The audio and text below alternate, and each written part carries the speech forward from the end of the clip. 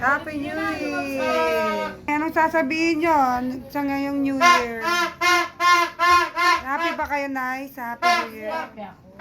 Siyempre, dito nga po nyo, first New Year namin ngayon, naka-New Year kami dito na yan, sa tagal-tagal ng panahon. Diba? Laging doon.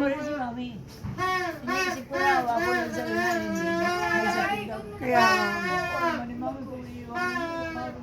Sabi na nila, ano yata? okay kayo, so binilin ko na yun. Happy New Year! You're here na. Ang dalawa, excited sa Toronto.